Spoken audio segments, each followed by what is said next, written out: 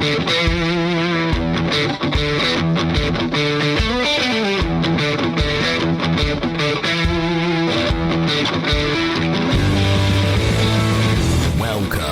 to the Fantasy Footballers DFS Podcast with your hosts, Kyle Borganoni and Matthew Betts.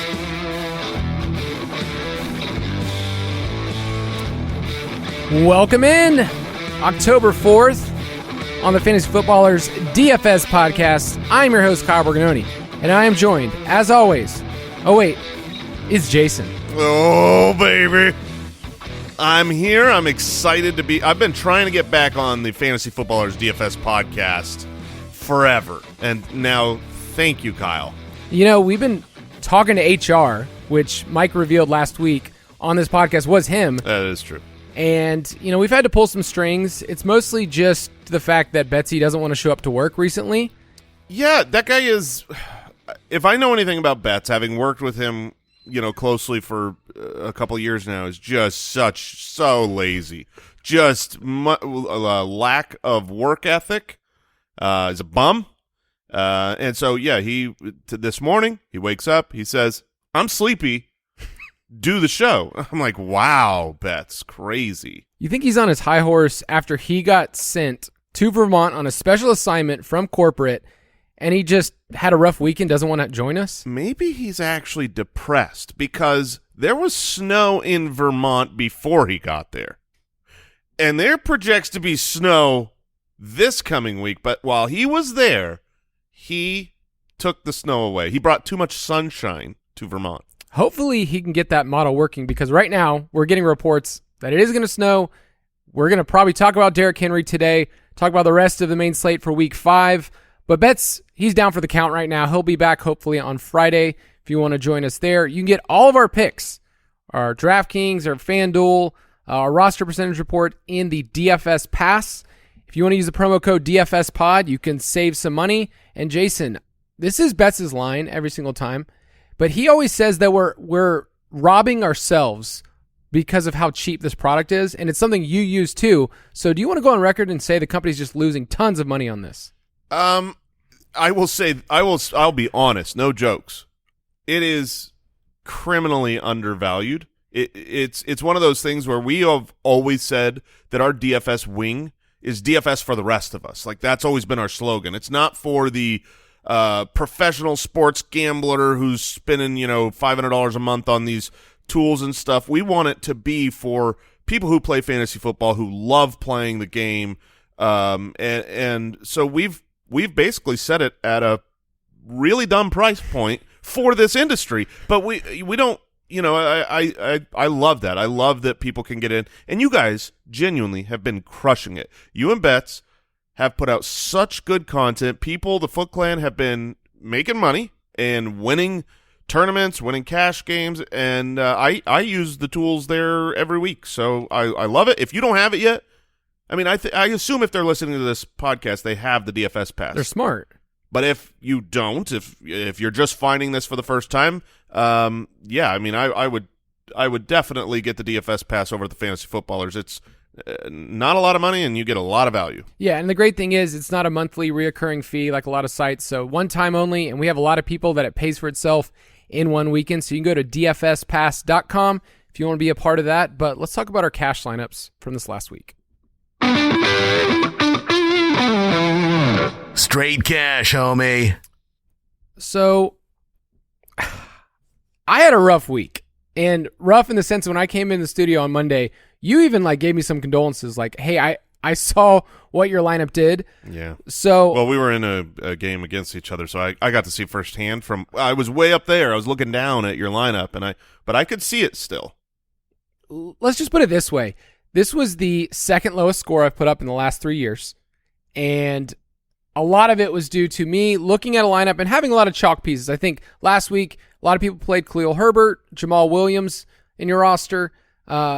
Stephon Diggs is somebody I paid up for that hasn't really worked out the last 2 weeks. And then my biggest, I would say, faux pas was not playing Saquon, but getting up to Jonathan Taylor, who had the worst game of his career. Yeah, I mean, people that played Jonathan Taylor and Stephon Diggs last week, you cannot fault the process. The process was sound, it didn't come to fruition. I don't think anybody saw, the Titans, who were going into the week as one of the worst run defenses in the league, shutting down Jonathan Taylor, and then Jonathan Taylor getting injured and exiting the game.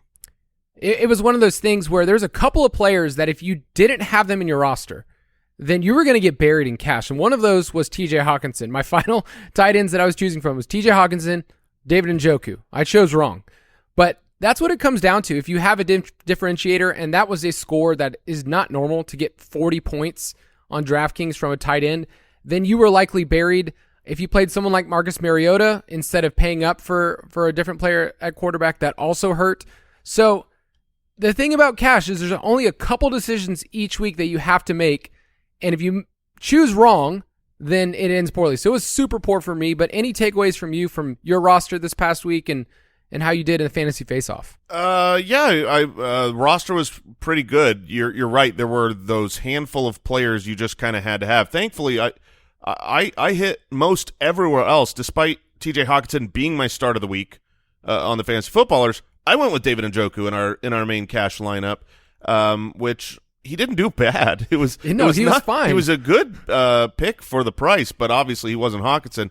But yeah, no, I think the lineup overall, top to bottom, performed pretty well. I would be coming on this podcast just being 20 times sadder thinking about my cash lineup, if not for hitting on our Rashad Penny call this past week. Oh, yeah. Here's the thing, dude. You've been in the depths with Penny for years and years and years. He's very good. And I remember you won a Dynasty Championship with him last year. I did. And this past week, he was one of those players. If you were stacking that game, Seattle and Detroit, and you had Rashad Penny, it definitely paid off handsomely. In fact, the Millie Maker, did you see the construction of the Millie Maker lineup? It was like basically all Seahawks and Lions. Yes, they had 4 Lions in their roster, which is like, that doesn't happen. In fact, I look back at data over the last 5 years. No one has won with 4 players on their same team. I don't want to criticize someone for winning the Millie Maker, right? Yeah, I mean, who am I? They're the Millie Maker winner. But they played that lineup, like 32 times? Yes. You don't need to – it's just dumb. You don't need to – it was the only one.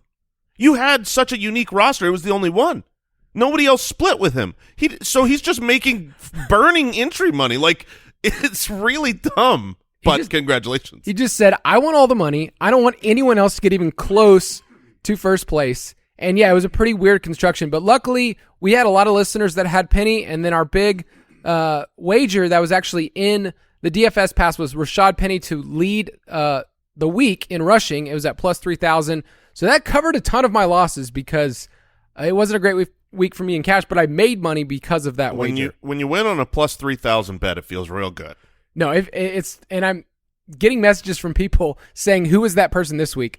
It's probably not going to happen again. Like that is, I think it was mostly a process of that was just undervalued, and I don't understand why they set the line. Nyheim Hines had a better line than Rashad Penny. Yeah, stay tuned for Friday. Friday's episode, Kyle is going to announce his incredible pick this week, and I can't wait. You know, that I can do that each week. How do you like that pressure? I want people to bet their houses on it. Right. Yeah.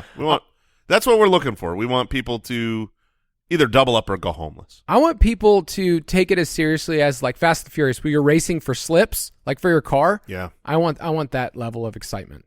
So if you want to do that, do it. I'm not. But let's talk about week 5.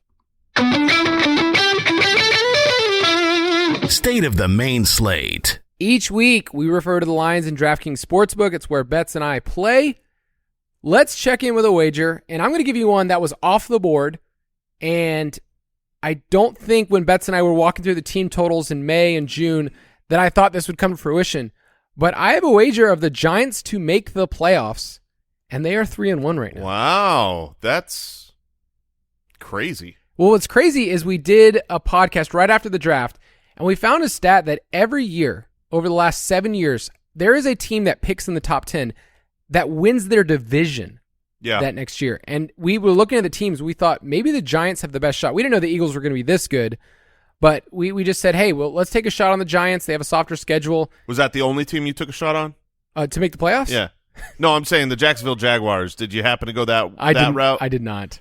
That would have been the one just because seemingly weak, crumbly division. Like the two top teams there rely on a question mark in Derrick Henry with his age and Matt Ryan, and then you have the path forward of a young superstar number 1 overall draft pick quarterback. If he takes a step forward, that would have been my bet. Two good bets. I definitely thought the Colts would be at least average at best. Like, I thought they were the best team in this division. They've also dealt with a lot of injuries.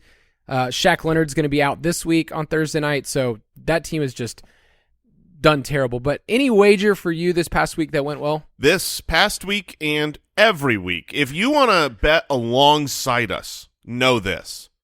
We have an Evan McPherson over 1.5 field goal bet every single week. That's pretty much, it's our fun time around this studio. We basically all get in on that, and we print money with him getting 2 field goals every week. It's been 10 weeks in a row. That's when he's hit. That's what he's done. What it feels like.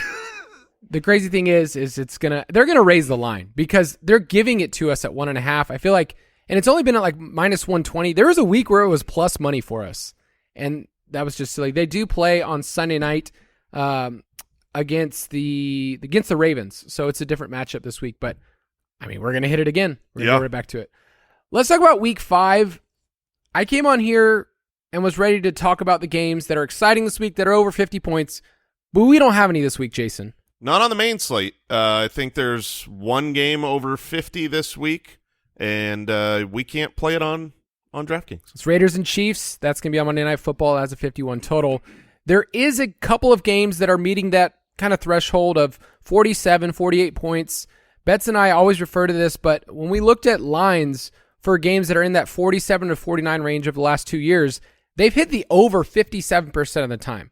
So there's some sneaky games in here. I think our context is we don't have the 50 plus, but let's talk about these games that are close to that.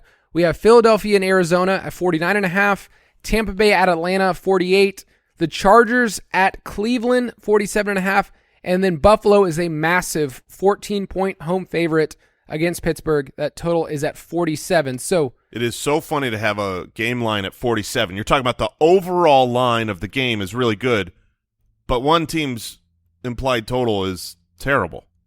The fact that Buffalo is 14 points is massive in today's NFL. If this was at Pittsburgh, what do you think the line would be? Oh man, probably 10.5. Probably more than that. It's Kenny Pickett. I think there's a lot of actually valuable pieces because people are going to want to stack that Buffalo side and say, I want 3 pieces. The question is, who are you taking from Pittsburgh? I feel like a lot of people are going to want to play George Pickens this week after what he did this past week. So it's an interesting game, but when there's onslaught builds like that, the temptation is to find somebody cheap from the other side, and often it's just, the Bills win by 20, 25. Like those are the kind of games. So make sure we don't chase those. I am curious your take on the Philadelphia Eagles coming to Arizona, and here's why. When I looked at this slate of games and started seeing which games do I want a piece of, which games am I worried about, I flagged that game as a game that to me would be hitting the under as a trap game. That's how I flagged it. Betts, who is not here, but has done work in this show doc, he has flagged this game for the opposite. He likes this game. He likes the Eagles. Now, you peel back the curtain. I am an Arizona Cardinals fan, an Arizona native. Betts is a Philadelphia Eagles fan. And so I'm wondering if our personal, we do this professionally. All of us here, this is what we do for a living. We try to have all of our analysis be unbiased, but I'm so surprised that we see this game so opposite, and I have to recognize that those are two truths about me and Betts. So where do you land on, because the Arizona Cardinals defense, you look at the defense, and if you look at the course of the 4-week season, it's bad. But it's primarily bad because of what the Chiefs did in week 1. Right. Destroying them from about, quarter 6 on the rest of the season. They've actually been pretty solid. I don't know how they're doing it without talent, but they have not been a good defense. So I'm worried about this being more of a trap. I know Arizona historically is not good at hitting the overs on high lines because it's a fake good offense. People, around the country think Cliff Kingsbury is an offensive mastermind. He's a dummy. But I respect the heck out of bets, and I'm curious where you land. So you brought up that they played Kansas City, and that was just a destruction. This past week was Carolina, which barely has an NFL offense. Right. So you've kind of gotten both ends of the spectrum. I will say this about Arizona. They cannot rush the passer, or at least they have the fewest sacks in the league. And that makes a huge difference this week. I think that Philadelphia has the best offensive line that they're going to face. There's so many parts of this where I can just stare at them. Also, Arizona's terrible at home. That is true. Just really laughably bad at home. 10-1 in their last 11 road games. That's usually a good number that is always associated with home games because who goes 10-1 on the road? But, man, I think it's because the Arizona Cardinals, the players, the human beings, they know we hate them. And so when they're here, they're like they have the pressure of knowing the fans think that they're not a good organization. I think based on the stats that people are going to see in their apps, they're going to see Arizona coming into last week. They were giving up the highest expected points per pass attempt. I mean, it was just atrocious. I think this is going to be the most popular game. You do. In terms of DFS perspective, like the way people are stacking, they're going to look at this and say, Jalen Hurts had a down week. This is going to be really easy for him. And then on the Cardinals side, it's kind of easy to figure out who you want to stack, like who you want to bring back. Is it Hollywood or is it Zach Ertz? So I think it's more of the sense of people will approach this game and say, this seems pretty straightforward. Eagles are the best team in the league. They're undefeated. The Cardinals have a bad defense. I'm going to play two pieces from the Philadelphia side, bring it back with somebody on Arizona. Sure, that makes sense. I feel like the most stacked game is going to be the Baltimore Ravens Cincinnati Bengals, just because you have big pieces that you hope will go back and forth. The Burrow Lamar, put them up. But I don't know. I almost wanted to call that one a trap game. I don't think I'm not willing to do that because Baltimore Ravens defense is still pretty injured. But if you look at the last 4 games that these two division mates have played, the Bengals haven't scored a ton of points. What are you laughing at? What if I told you this game is on Sunday night? Oh, well, then that makes it much easier. It's a trap, I tell you. I think when I look at this slate and I look at the games that people want to, we don't have a 50-point total, so people are just going to lean into whatever teams have a giant team implied total. It's going to be the Bills at 30.5. It's probably going to be the Buccaneers, who we'll talk about that game. We'll talk about Tom Brady because they are set up to just smash against the Falcons. But I think people want multiple pieces from the Buffalo-Pittsburgh game. I think we have to figure out the injury situation of the wide receivers. If there's going to be value for Isaiah McKenzie, if he's in, there's some pieces there. I still don't know what to do with Gabe Davis. Like I'm terrified to play Gabe Davis in any format right now, whether it's redraft, even in a GPP. Like, am I going to get more than 5 targets? So I want to play as many pieces as possible, but other than Diggs and Allen, I can't be confident in. I mean, Dawson Knox doesn't have a touchdown. He hasn't really showed up either. Yeah, I mean, it's the bringing it back part that I think is hard. You can, Pickens is someone that people like. He was heavily targeted, but rookie on rookie against the Buffalo Bills defense, I don't expect that to go well. You're not going to pay up for Najee if you're expecting a blow up from the Bills.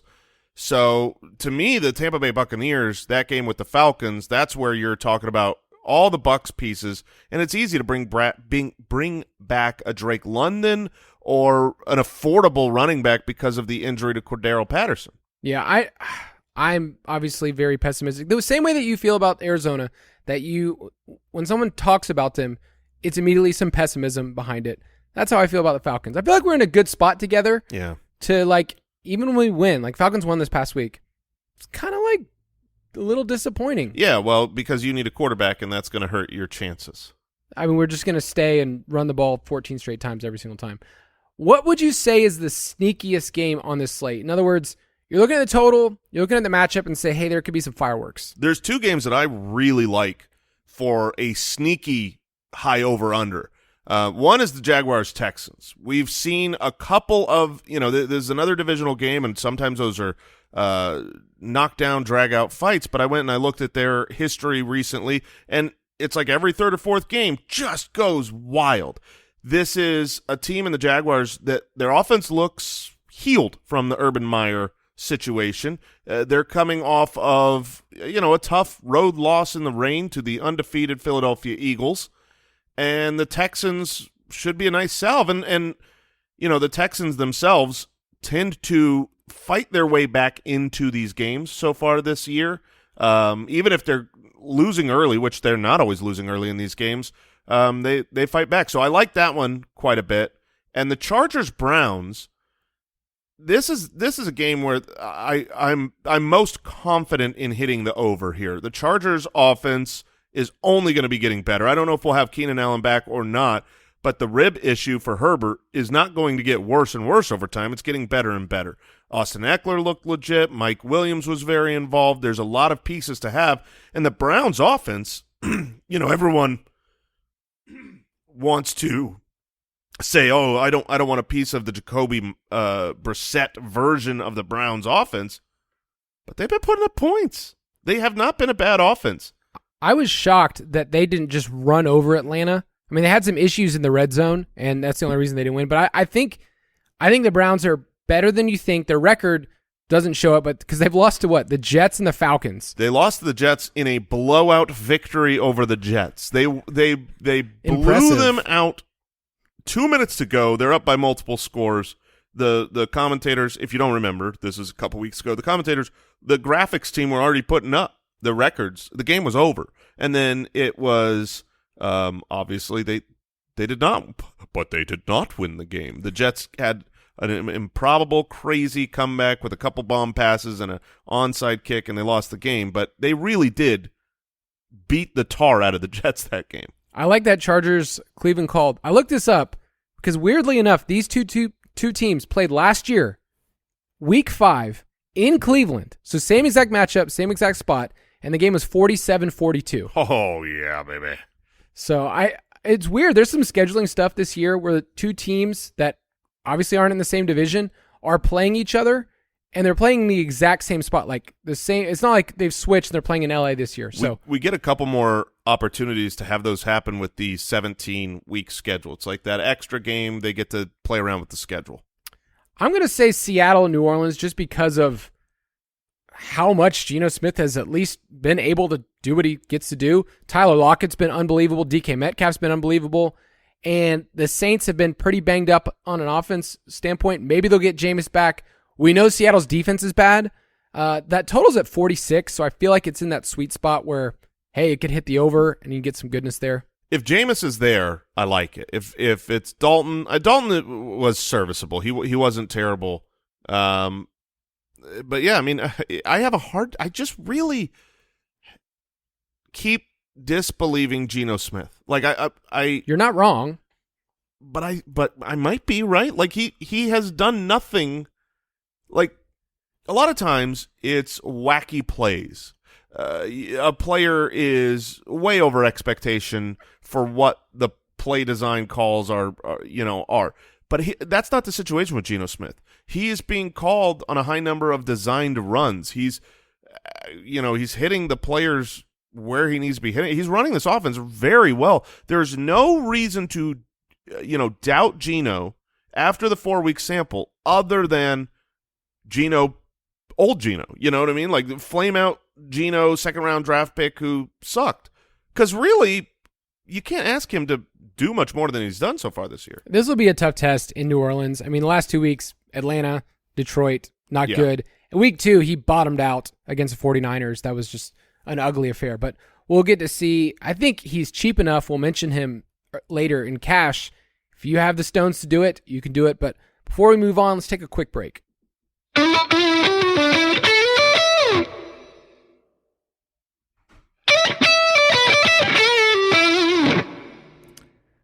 All right, we're going to move into a couple other categories here. Which game do you feel like, Jason, you want to be a bit underweight on? And is it more of a game theory approach or just you didn't like what you saw out of Matthew Stafford?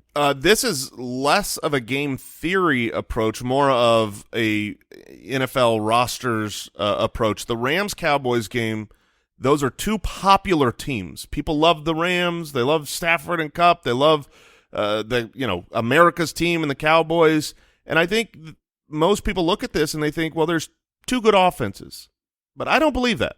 I think there's zero good offenses in this game, and I think there's two decent defenses. The Cowboys' defense is outstanding, and their pass rush is such an advantage over the Rams' atrocious offensive line right now. We just saw the 49ers absolutely decimate the Rams' offensive line. The Cowboys have the ability to do that too. So if the Rams aren't able to score, and you've got Cooper Rush, kind of back-upping his way into mediocrity, I just don't think this is going to be a game that I want. If this game ends, with 41-42 total points, I'm not going to be winning GPPs from this matchup. Yeah, the line has moved down. It's now at 43.5. So I can totally see a scenario where this game ends up in that range you talked about. It's kind of hard outside of Cooper Kupp on the Rams and maybe Tyler Higbee, who I think will be a popular player. Higbee's good. It's really hard to get different in this game. So I don't mind that. We'll talk about the Cowboys too. Their defense on DraftKings is just egregiously priced. I love it. You know what it reminds me of? The Titans last week that was egregiously priced identically. And that was a great play. I have on here Detroit, New England. I think people will chase last week. They will chase Detroit in their matchups. And I don't know who the quarterback will be right now for New England. So there's a lot of question marks there. I also think that could be one of those ugly games, and I kind of trust Bill Belichick at home to, I would say, put a stop to having Jared Goff be as efficient as he's been. When I was building a cash lineup, I just looked at all these Detroit options, these cheap or having been good options, and I could not pull the trigger. I just couldn't click the plus button because in New England, they can't stay this hot, right? They can't. And if Amon-Ra is out again, which we don't have that information yet, then I'm going to be pretty much fading all Lions. I think Jamal Williams is still going to project fine on a volume standpoint, but people will be chasing TJ Hawkinson. I think that's a game to be underweight on. Which team this week do you feel most confident in hitting the over of their team implied total? It's the Cleveland Browns. I talked about the Chargers-Browns game that I really liked. The Cleveland Browns are only implied 22.3 fantasy points, real NFL points right now. The Chargers defense just gave up 24 to the Texans, 38 to the Jaguars the week before. They don't have Bosa. The Browns are averaging 26 points a game. They're at home. This is one of those where I think the points will flow back and forth. Yeah, Chargers are giving up the fourth most fantasy points to running backs, so I feel like you can take Chubb, you can take Hunt, and feel like you're going to get multiple scores. I think Hunt's due. He's had some end zone carries that just haven't converted. So I like that call as a team that's an underdog, but they're at home, and it's a good matchup. Betts and I both said the Eagles leaning into that 27.5 total. I could see the game dragging if Arizona can't be efficient at all. But Philadelphia's offense ranks 4th in DVOA, number 1 in explosive plays, and Arizona's defense is I need a good adjective. Just poop in a bag. That's not an adjective though. No, that's not an adjective. I also don't think that their defense is as bad as, we talked about this at the beginning. I don't think that the defense is as bad as the season-long rankings look. But the pass rush is legit a problem. And that combined with the offensive line of the Eagles, it's going to be very difficult to stop them. Which team are you most confident hits the under? And by saying this, you're saying I'm probably not going to have these guys in a lot of my lineup. Yeah, it's the Giants. And I look at Saquon, as we were talking in the studio today from a fantasy perspective. You're doing the draft over. Who's the number 1 running back? Like, we're drafting today going forward. It's like, it's Saquon, right? Like, it's probably Saquon. He had 31 carries last week, and so I wanted Saquon in my lineups, but I have a really, really hard time trusting the Giants in this matchup. I think there's a good chance they have a backup quarterback. If they don't have a backup quarterback, if Daniel Jones is able to go, and obviously people will say, oh, you returned to the game. This is very common for ankle injuries. You return to the game, and then after the game, your ankle swells up, and now it's unplayable. That happens all the time. And even when he returned to the game, he was barely even playing quarterback. He was like lined up out wide, and they'd do the wildcat option to Saquon, which obviously that factored into some of his 31 carries. But if they have a backup or a hobble Daniel Jones against the Packers, I just don't see them scoring much, if at all. Yeah, I think it's hard to have any trust. A lot of people tried Richie James this past week. That didn't work out so well. I put on here Carolina. I think that they are going to get rolled at home against San Francisco. Saw this stat on Twitter, Evan1110. Panthers are running 53.5 plays per game this season. If that holds, that would be the lowest number for any NFL team in the last 20 years. Yeah, I mean, they might be the reason that I think Arizona's defense isn't as bad as it seems, because that's who they got to play last week, and the Panthers could do nothing. The San Francisco 49ers defense, fully legitimate, and somehow Matt Ja Rule will have a job after this week. He shouldn't. Everybody knows it. The whole world knows it. I just don't think Carolina's going to fire him. I thought you were going to say, because this is what when you started talking, like, this might be the reason why I quit fantasy football one day, because DJ Moore is seeing enough targets and it doesn't matter. Christian McCaffrey, we barely got to see enough. They turned it on in the second half, but Ben McAdoo should not have a job. No. Why does that man have a job, Jason? Because Matt Ja Rule has a job. That's why. Matt Ja Rule wanted he is scratching and clawing to keep his job. He has just, you know how like you use the phrase, you swing for the fences. You know, you're just swinging as hard as you can to hit a home run, and yeah, it might pop fly, you might get out, but you're just closing your eyes, gritting your teeth, and hitting. You just need that big home run. Well, what he does is he swings for the fences, but both directions. Once he finishes his swing, he swings it back the other way, eyes closed, and he's just going wild. Whether it's quarterback and trying to find the next job, it's going to be Cam Newton or Baker Mayfield or someone, Darnold, or whether it's your offensive coordinator going from like new hotness, he's coming up from college Joe type Brady. of guy, or no, I need an experienced play caller, just going back and forth, the pendulum. He is lost at sea. He has no raft, but he is able to float on his back for longer than he should. He's a big guy. He's a buoy. Did you just confess how much you love baseball? Is that what you just did with that metaphor? That's what I heard. I mean, if you got that from what I just said. All I heard was baseball. Absolutely. I love baseball. That's the extent of my baseball knowledge, is swinging for the fences. You did a good job with it. All right, let's talk about this week's salary standouts. Salary standouts. It's Tuesday, and we get to share our initial thoughts of who stands out to us on DraftKings. I'll give a couple of FanDuel caveats as well. These are players to put in your pool, but you need to mix and match. Things will change. They'll have some value open up. I mean, there's some injuries that we still don't know the full answer to, so make sure you tune into Friday's show and in the DFS Pass, where we get to give you our actual cash and GPP picks. But at quarterback... It's Tom Brady. I said it first, Tom Brady. Okay. I can't argue with you. He plays at home against Falcons, and he's 6K.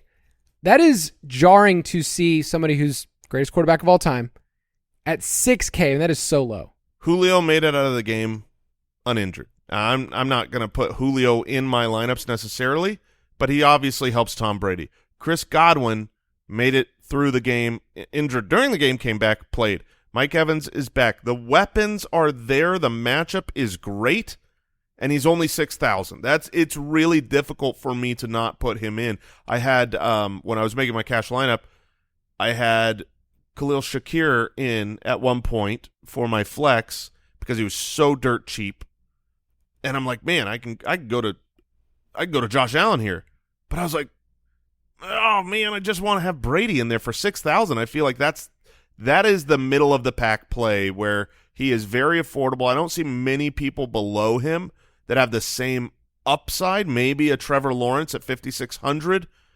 and then otherwise it's the guys at the top. Yeah, he's just torched the Falcons. 4 games against them, he's averaged over 30 DraftKings points. If you knew you were getting 25 to 30 DraftKings points at 6K, you'd lock that in right now. And then I had a listener and a couple other people point this out to me, Jason. Did you know that Tom Brady and the Buccaneers, their implied total this week against the Falcons is 28.3? Oh, yeah. Like, of course they would point that out to you. How'd that feel? At this point, we're years removed, and that team is dead to me. That Falcons team has just moved on, different coaching staff, and we're just so far. But I do miss Julio. I miss Julio revenge game. Gosh, I didn't think about that. We won't think about it that way. We love Julio too much. It's like if Fitz played for another team. Would you be mad at Fitz? Not at all. Everyone here loves Larry Fitzgerald, and we'd be happy for him to try to get a Super Bowl. Let's talk about a couple of these other quarterbacks. If you didn't put Brady in there, which is, I would say you and I love it for the value, Allen and Hurts are the two on this slate because we have Mahomes and Lamar Jackson are not on the slate. So Allen at 8.2, Hurts at 8.1. If you were paying up, do you have a lean between those two?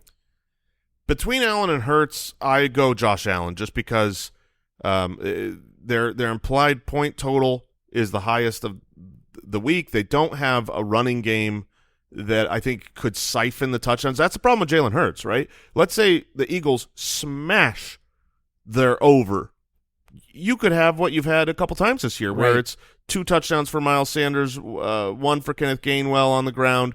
I don't think you're going to have 3 rushing touchdowns that aren't from Josh Allen in the Bills game. Yeah, those two are showing up as the best on FanDuel as well. And we would say on FanDuel, the pricing's a little different. You can pay up for one of those two. So I would probably do Allen or Hurts on FanDuel. And if you need a cheap name, we mentioned Geno Smith at 5.5. He's been dealing. You don't need him to do quite as much at that price point, but it is at New Orleans. I know we talked about him earlier. Does that matchup scare you? The matchup does scare me. I think New Orleans' defense is very good, and it's in New Orleans, so it's not going to be an easy environment mixed with the talent of the New Orleans Saints. I would go a little bit lower and go to Teddy Bridgewater if you really want to take that shot and say, my only worry there is I don't know the health of Jalen Waddle. He looked like he was not at full strength, kind of limping around during the last game. But Waddle and Tyreek, we'll talk about Tyreek in a second, against the Jets with a offensive-minded head coach that can get him the ball where you need to, I think Teddy Bridgewater could end up having a good game.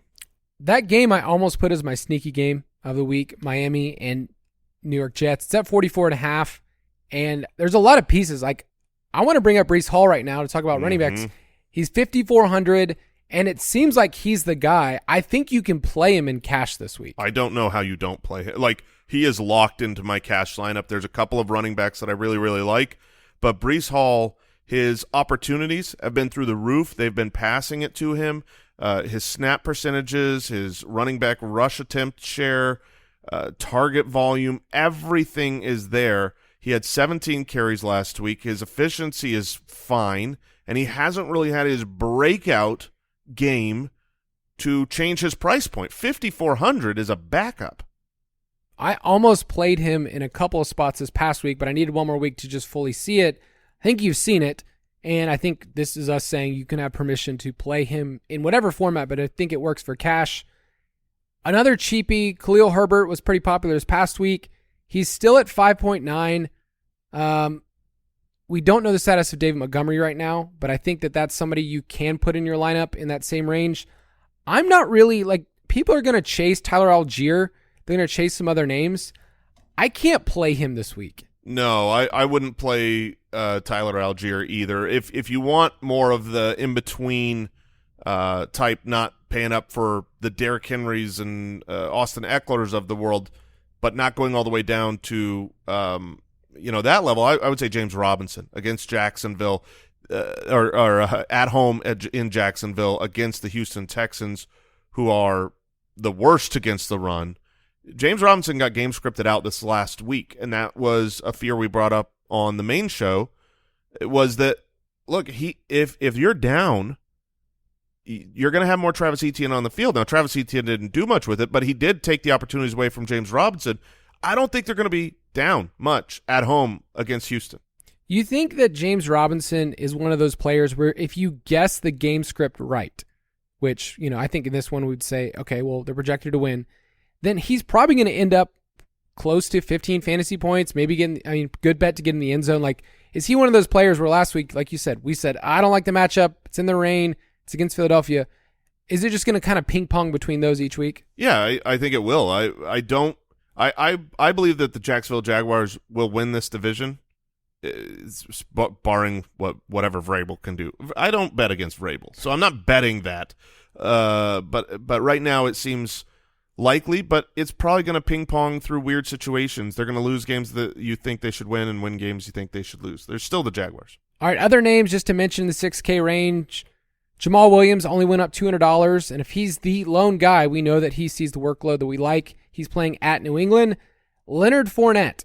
I'm probably locking in either Fournette or Brady in my lineup, no matter what, as such a huge home favorite against Falcons. He's 6.9. That is a very nice price. I like that a lot.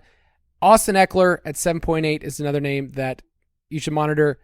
I mean, he came through in the touchdown department, which we've been waiting on, and Cleveland is a good matchup. So those are kind of our early favorites. The studs this week, I think, come with a couple of different just red flags. Like if I'm playing Derrick Henry, I'm probably going to play him in a GPP. I'm probably going to play him in a massive tournament where I'm going to get him. He's not someone that I said I have to have in my lineup, but I know you feel differently. No, I actually don't feel differently. I feel very similar. I do currently have a roster build in a cash game with Derrick Henry in it just because there are some affordable options that allow for you to spend up somewhere, and that's not in cash so far this year. That's been Josh Allen or spinning up at the quarterback. But I don't have to right now because of Brady at 6,000. So that's where I am looking for one of those top-end running back options this week. And if I had to put my money on one of those guys, it would be Derrick Henry right now this week. One other cheap option at 5,000 below his running back teammate is Raheem Mostert. Against the Jets, Chase Edmonds, who is the clear backup by opportunity right now, is 5,200. So I think you're getting the price point of Mostert not having scored touchdowns yet. Right. And 72% of the snaps last week, like he's the dude you want, and Edmonds has just been the one falling in the end zone. So that's another name to monitor.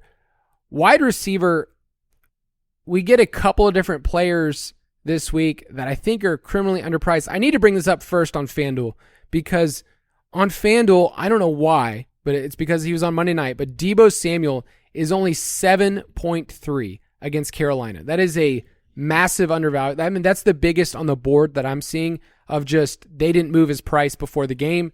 He has a great game. So Deebo Samuel on FanDuel is awesome, but Cooper Kupp, it's really hard at this point to argue, especially after 14 receptions. If you want to pay up, you can continue to do it, and he won't fail you. But there's a lot of guys in that 5 to 6K range that I think is going to end up on builds because I think people are going to pay up at quarterback. I think they're going to find maybe at least two of these guys here they want to put in their lineup. So whether that's Tyreek at 8K, I love Chris Olave this week. He's one of those locked-in guys for me. At 5,700, he was good last week with a backup quarterback. He's going to be better this week and every week thereafter. I mean, 5,700 I was scrolling through the names, and he stood out like, what are you doing here? Against Seattle. The matchup's perfect. So I think he's going to be in lineups in the same game. Tyler Lockett is 5.6. I don't understand why his price dropped. It dropped $300. Like DK had a good game, but Lockett was fine. Like he's seeing 8 targets, 11 targets, 11 targets. Like he's seeing the volume you like. So I think he's another play in that game. If you wanted to correlate those two in a tournament, totally fine with that. Correlate it with DK. Any other names that stand out to you at wide receiver? I want to echo the Tyreek Hill. I think he is probably the guy that I would pay up for this week because I think he's going to have a lot of manufactured touches with the questionable health of Jalen Waddle. I would point out Terry McLaurin. Scary Terry's been disappointing so far this year. The matchup is good against Tennessee, and Jahan Dotson is gone. Jahan Dotson is really the one that has been taking the targets away from Terry McLaurin. It's not Curtis Samuel. They run different areas of the field.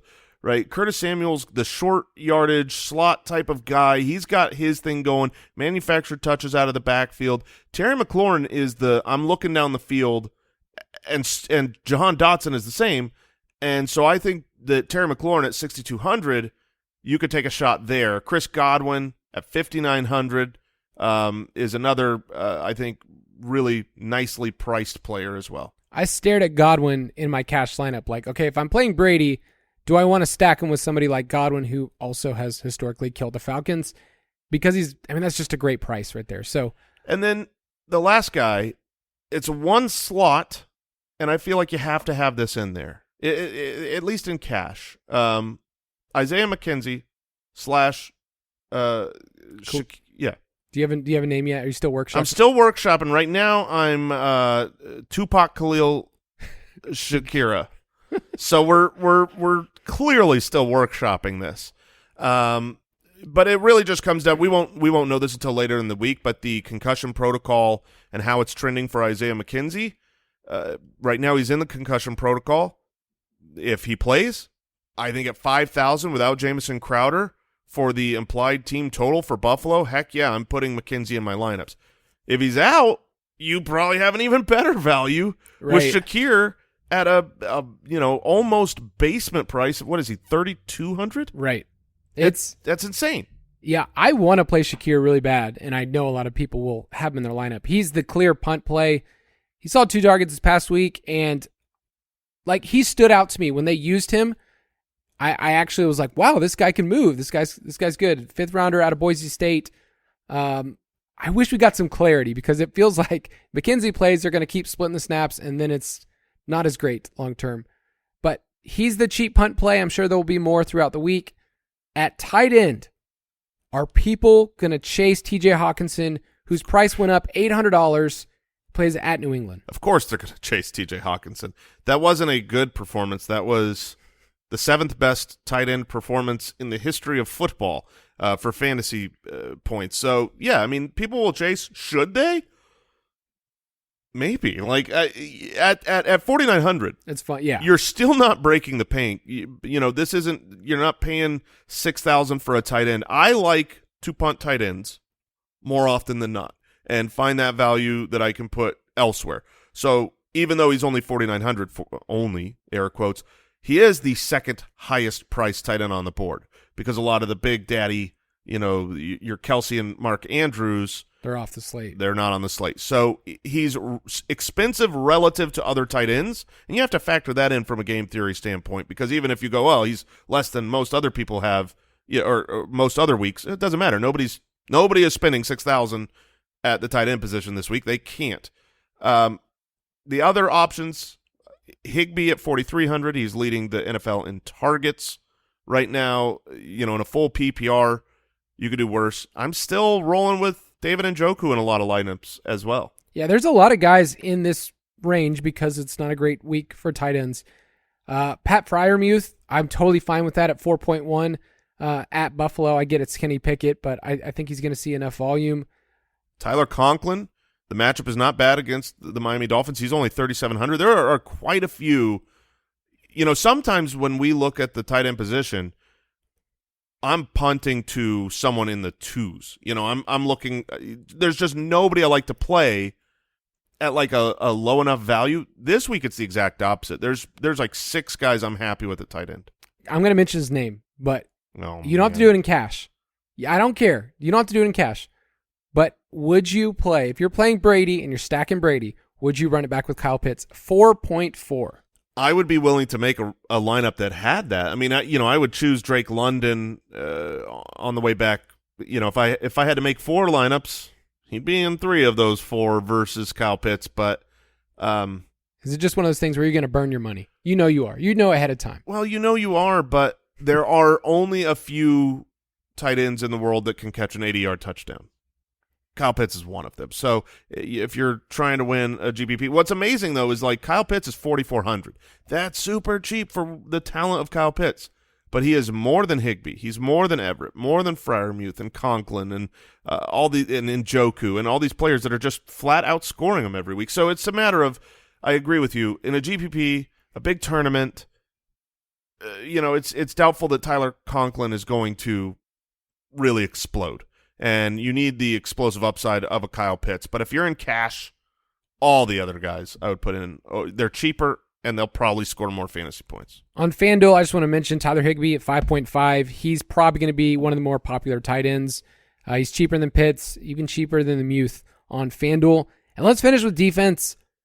The Cowboys at 2.5 is a big mistake from DraftKings, and I think they will be the most popular defense of the weekend. Yeah, I mean, you would expect them to, 5 sacks on the week is not an unreasonable thought process for that pass rush versus that offensive line, and what we've seen happen to Stafford when they have faced a really good pass rush.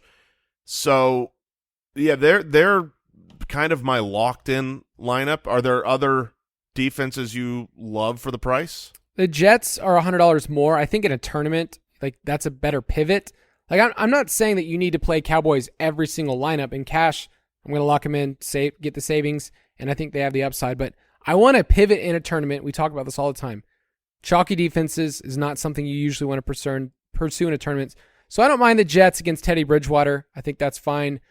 On FanDuel, Washington is a giant punt play in cash if you wanted to go different because the Cowboys are priced up. So if you want to go Washington at 3.2K, that's near the very bottom. They're at home. So it's basically, if you want to get different in a tournament, you're going to have to pay up. Like for the 49ers, or pay up for the Chargers, or pay up for these other teams. So we spend down in cash. We pay up a little bit more in GPPs and hope that we get a bunch of turnovers. I think the Buccaneers are going to be another team. If you don't want to play Brady in those stacks and you think their defense has a defensive touchdown against the Falcons, that's a way you can get different. Yeah, go Leonard Fournette and the Buccaneers defense. Yeah, and just correlate that way. I think that's totally fine. If you want to play with us, you can go to ballersdfs.com. It will direct you to our DraftKings League, Fantasy Footballers DFS Borg plus bets. You can join the league, enter the contest every single week. You can invite your friends, including our 600-person tournament that is live right now as you're listening to it. So hop into the league at ballersdfs.com and get to join and get to play against people like Jason. I'm in it. Dude, thanks for joining us, man. Always. All right, I hope you guys have a great week, and Bets will be back later on the week. Maybe. I might just not let him back. It's my seat now, Bets. Thank you for listening to another edition of the Fantasy Footballers DFS Podcast. Don't forget to visit us on the web at www.thefantasyfootballers.com.